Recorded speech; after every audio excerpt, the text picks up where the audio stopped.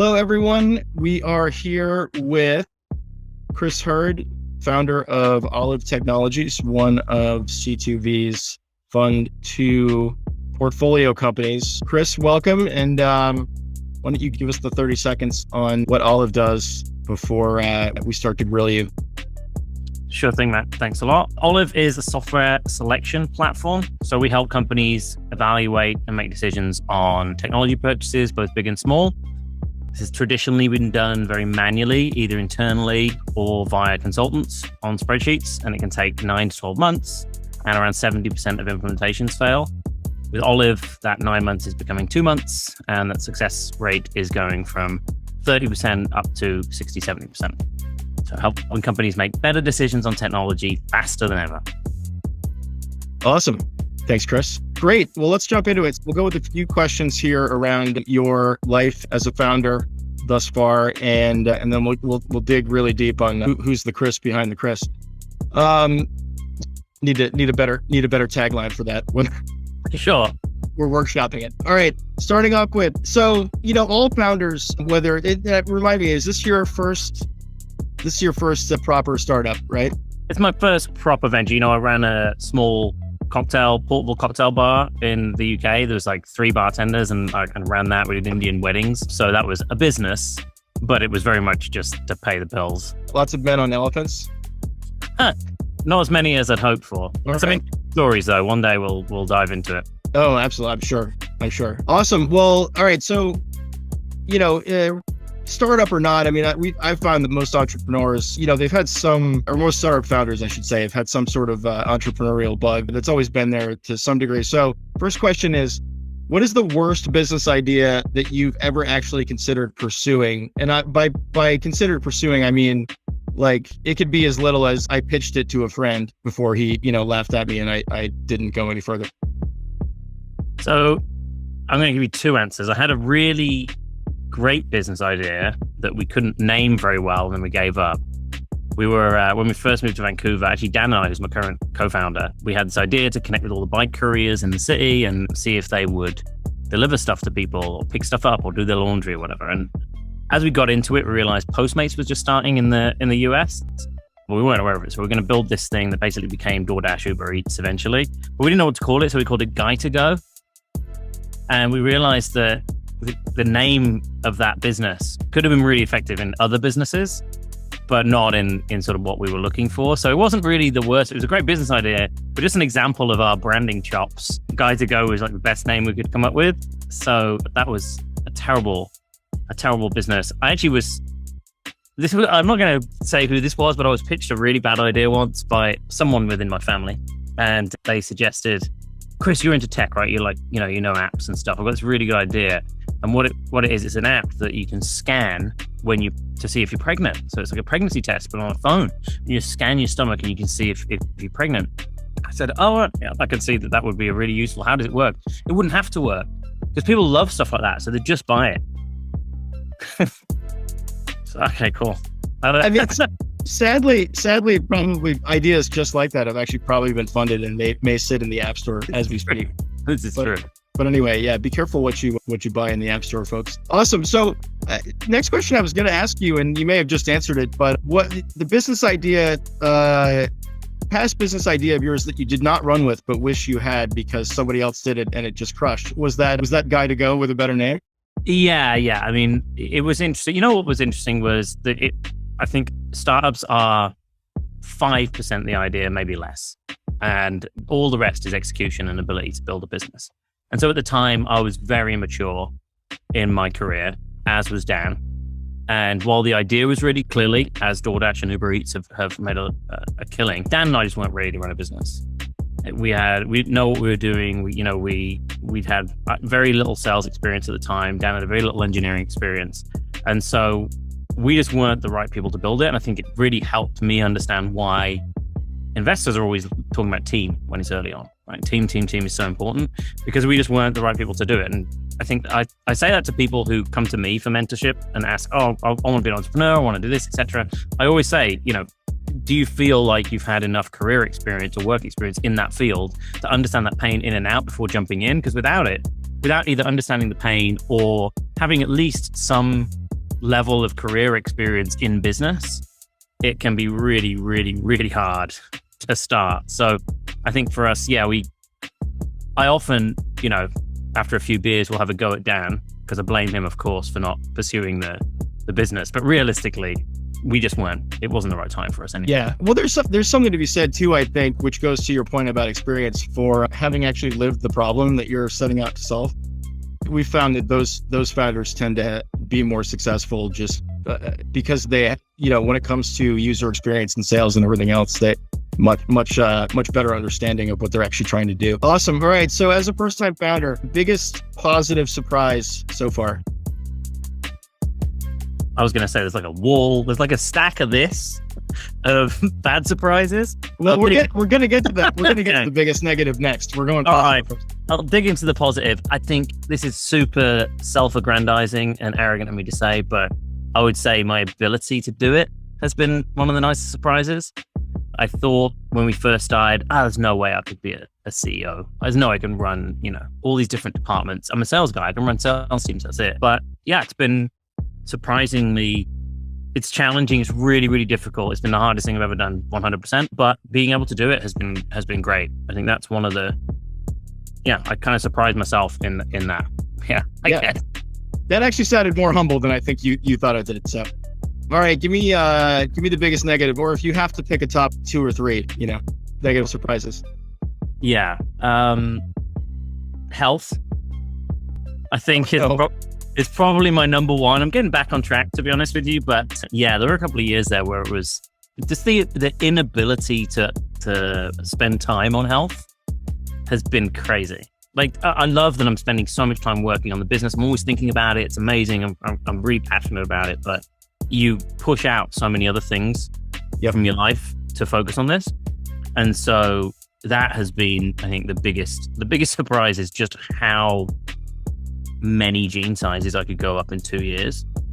It's probably one of the biggest negative surprises, I would say, but working on it. We're getting better. 2022 so far has been on a downward weight curve, which has been kind of nice. So yeah, so we're starting off better this year, but that was a big one. And I think the biggest, I don't think it's that negative. I think it's the biggest learning lesson for me was how much administration and operations there are in the business. I didn't really understand what a COO was before I started the business and what they do. And just understanding how many just tiny little things, especially as now we're a cross-border company, coming from Canada, opening in the US, there's a lot of administrative headache to setting that up. But then managing teams and payroll and everything else, all the little bits that you just don't think about that aren't pushing the business forward, they're underneath, making the business work. I don't think I had that much appreciation for it beforehand, and it smacked me in the face. It really has just been like, wow, that's a lot of overhead. Yep. Okay. Makes sense. We're gonna do a couple of pet peeves here for your startup journey so far. Number one, customer pet peeve. Whether this could be in the sales process, could be in the support later on process. But... Well, none of our customers from Olive, of course, have peeved me at all. So this is all, I'm just having to reference previous companies. Hypothetically. But yeah, hypothetical peeves. Tire kickers, number one for me always. I think it's really hard to weed out good customers. It's like our job is to help companies weed out bad vendors, right? And find good vendors. But it can be hard for salespeople to weed out bad customers. And you get a lot of tire kickers, especially when you're first starting and you're starting out and you just want to get anybody using anything. It can be really easy to have somebody that talks a lot, but actually isn't, the end user of your product, and they pull you down in the wrong direction because they talk a lot, but you kind of cater to them, but they're actually not a good customer. And so I think that's the really high talk, no action customers are the worst. And then you get some customers that never say anything and they just keep re-upping and using your product all the time. And you're like, talk to us more. What do you want? What do you want? But yeah, I'd say tire kickers are probably my biggest pet peeve. All right. Good answer. You may have a similar answer to the one after this one, but next question, number one, hiring interview pet peeve. Hiring interview, like thing that I do or thing that they... No, if you have one that you do, I'd love to hear it, but I was going more for the hire themselves, but feel free. Number one pet, I mean, follow-ups, I just think it's so basic. it's so basic to just send an email after an interview, just follow up somehow. This waiting days to get a response or not responding at all, I think it's just a basic thing to do. It's just a courtesy, and I think it's just a courtesy in life in general. Just like respond to people if you're looking for something, if you want to work with somebody or you want to hang out with somebody, whatever. Be responsive. So responsiveness is the worst. And also, I interviewed someone who got out of a pool and was still in their pool gear this year. Wow. I'm really sorry. I work remote in Mexico. That is. So I just got out the pool and I was like, I don't think that's a pet peeve. I mean, it just blew me away. I mean, it's quite a flex. Was this an engineer? No. This was for a business side, like sales and marketing. Oh yeah, you can't do. I mean, come on. I think at this point the engineering market is so tight that you could probably show up naked to. Yeah. Into the one. It would get out of the pool for the interview, to be honest. Yeah, exactly. All right, last pet peeve. Number one, VC pet peeve. I know you haven't had a ton of VC experience thus, just yet, but so far being asked to be on like interviews, video stuff. No, this is excellent. No, my number one pet peeve is VCs. You know what my number one pet peeve is? This, when you hear, I don't know anything about it. This is when you're pitching. I don't know anything about your business or your space. It's not really up my alley, so I don't think this is something, that I'd be interested in. 2 minutes later, you get a 10-minute spiel on exactly how this business should be run. And I've heard that a few times, and it's just, okay, either you don't know anything about the business or you know everything about our business, but pick a lane. So I think that is often a big frustration. I think there's just a lot of VCs out there that don't try to understand the founder, that come in, sort of seagull in, like they know everything about every single business. And obviously there's a lot of VCs know. They know a little bit about lots of businesses, and they can certainly help out. But there's a lot of times when they just don't take the time to understand the founder on those initial pitch calls, those first calls. And yeah, it's a relationship, a two-way relationship, and it's got to start off well. So I think, that's my biggest pet peeve, is just that lack of, you know what I'm trying to say. I do. That actually sounds familiar. A very high percentage of VCs that come from a certain city in your coast. But anyway, we'll leave them out. I mean, I don't know what I'm talking about. Awesome. All right. Moving on, this is our last startup experience question, and then we're going to go deep on Chris Hurd. Meanest and/or funniest feedback that you've gotten on your company / product from anywhere. It could be friend, family, investor, customer. I mean, what the hell is it? It has been a common one when we first started out. I think if you don't meet to get that, that's a pretty common one. Meanest and funniest feedback. It could be just mean. It could be just funny. Yeah, I find most of the mean things become funny with time. I'm sure they're all going to be funny. I'm just trying to dig. I put what happens is, once I've finished and we've done a raise, I just put all those memories in a box and I set them on fire, and I forget about them until next time. So at the time, if we'd caught me just like mid-raise, I probably had 1,000 stories. But right now, I think they're just too deep in my. Yeah. No, you kind of have to. It's like being a cornerback, in football. You got to just completely forget that having gotten torched to play before. Just move on. I'm trying to forget that Russell Wilson got traded, to be honest. Oh, didn't think about that. Yeah. Yeah. That's well. Anyway, we'll cover that off in a different pot. Things are not looking up for the. Hey man, I'll go with Kaepernick. I'll take him. Did he actually sign? No, he's been training, been practicing a lot. Okay. All right. Moving on. So we're going to go personal now. All right. You're on death row. Last meal request. Lamb balti. Really? This is an Indian? Well, it's actually invented in Birmingham in England. But yeah, it's actually a Pakistani dish, but it's a curry, and it was invented in Birmingham, and they tried to, at one point, get it associated. You know how champagne has to be made in Champagne? Yes.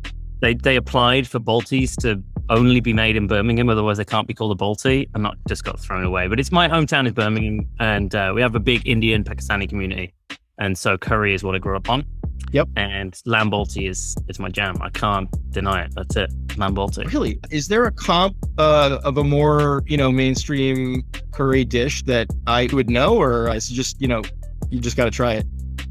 I'd say you've just got to try it. You've got to go to the Balti Triangle in Birmingham and have a balti. But you probably closest would be like a Rogan Josh, Okay. type. Just more like big pieces of onions and tomatoes in it, as well as the lamb. But that's probably the closest. But it's a little bit spicier. It's a bit more Birmingham. So I'm just writing it down. But yeah. So there's a 50-50 shot it might fight you at some point during that. Yeah, exactly. It's a bit more aptitude. Awesome. I don't know if we're going to be able to top that answer with any of these sessions. So that was a good one. All right. Your favorite sport as a spectator? Oh, that's an interesting one. So my favorite sport to watch is NFL, funnily enough. Even though I'm a Brit, I loved the EFL we had for like 3 years when I was a kid.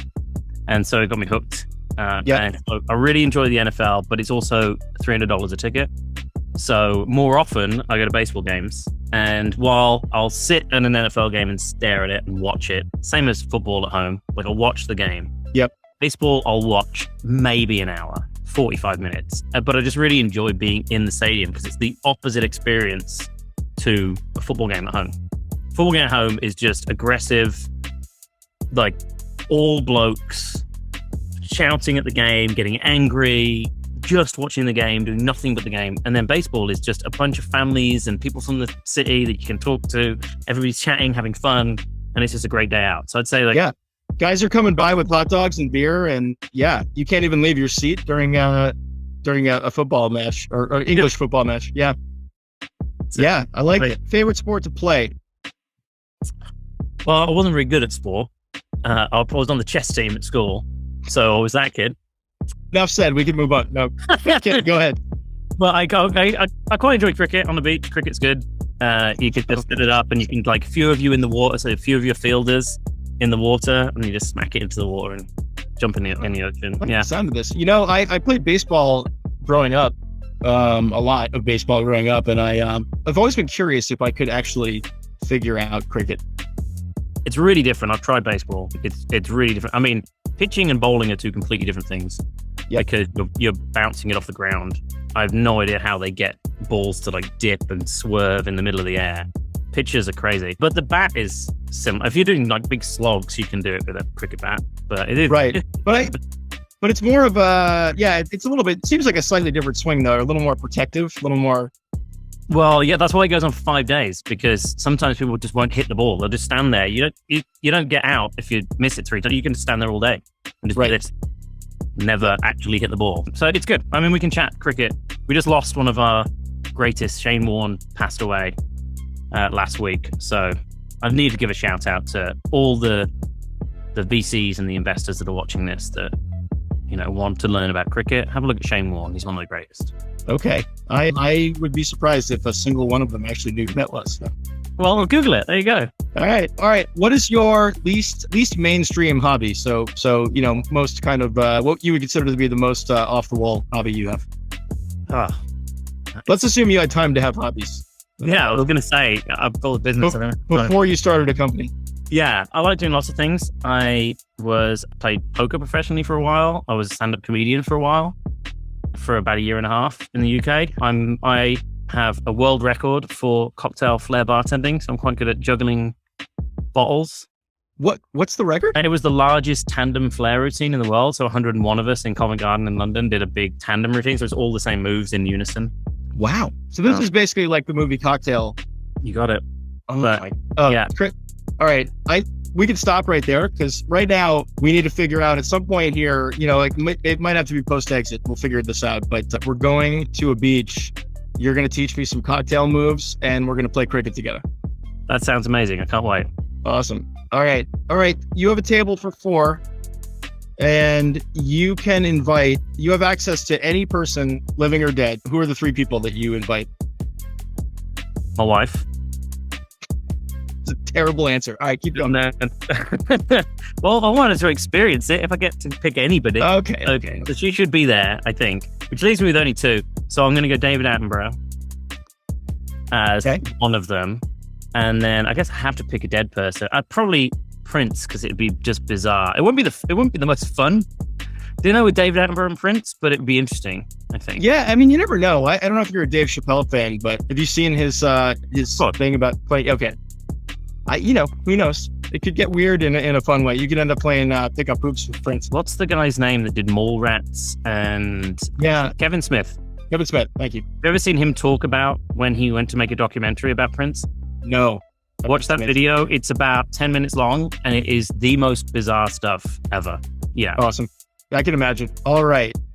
Next, what do we have left here? We only have a couple left. I appreciate you indulging my ridiculous questions. All right, you can go back in time and witness one historical event in person. What do you go see? Phew. That is a real tough one. You know, I never got to see Michael Jackson live, and that always irked me. So I think that would have been good. Probably that Super Bowl. I think he did the Super Bowl, right? One time. You might have. I don't remember, but sure. But anyway, some sort of big Michael Jackson concert would probably be up there, I think. That's a good one. I like that. Yeah. All right. We're getting to the end here. Last bit here is you are marooned on a desert island. You can bring music from, there's a number of desert island related ones. First is you can bring music from any up to 4 artists or bands. Who do you bring? Okay. Prince, the Beatles. Oh man, I want to say like George Strait or Jimmy Buffett or something. Yeah, maybe Buffett. I'm on an island. Yeah, Buffett. All right, Prince, Buffett, the Beatles, and I'm trying to think of who's got like loads of albums. Oh, Elvis. Oh, there we go. All right, that's good choices. I like this. All right, same desert island scenario. You can bring 4 movies or TV series. Oh, okay. The Office. British. American one. American. That's interesting. Okay. It's just, you can just turn that on forever, I think. Yeah. That show. The Simpsons, because there's so much of it. Very good one. Plenty to go through. There's a show called I'm Alan Partridge. Just the Alan Partridge collection, I think, is probably one that I have to bring. And then I should probably throw a movie in Jurassic Park. All right. I can't say I would have seen Jurassic Park coming. I like it. It's just, all right. That's movies of all time, and I can rewatch it. I can quote. Yeah. No, hey, listen. I had no judge. I mean, it's a good movie. Alan Parsons to Jurassic Park. I love it. All right. Same desert island. You could follow one person on Twitter. So the answer could be whoever this one Twitter follow is, or, Twitter's a hot pile of steaming garbage. And why would I want to do that when I'm on a nice island? Yeah, I was going to say, who tweets the least? that person. Yep. You went with B. Awesome. Yeah. All right. You can have access to one other social media platform, or thank God I'm on a desert island and don't have to look at social media anymore. I wouldn't even know a phone, mate. Amazing. Very last question. You have to share this island with one C2 Ventures GP. Which one do you choose? Keep in mind, you might be there a while. I mean, it's very difficult. So I'm just going to say, because you're in front of me, can just... Oh, no. Come on. What was the answer I got the last time? We got to... You're not going to... I'll accept good reasons for why you would want to bring Chris. I mean, there aren't any, but I mean, if you could come up with them, more power to you. Because there's only 2 of us, and it often gets really awkward when there's 3 people or 4 people and there's 2 Chris's, but there's only 2 of us, so we'd know which Chris we're talking about. Then I'd bring Chris just because it'd be nice for us to be able to be in the same room and not worry about which Chris people are talking to. Right, because whoever's talking, it's for you. Awesome. Yeah. Love it. All right, good answer. Well, Chris, appreciate you joining us. That was fun for me, at least. Hopefully it was fun for you as well. It was more fun than I anticipated. Love it.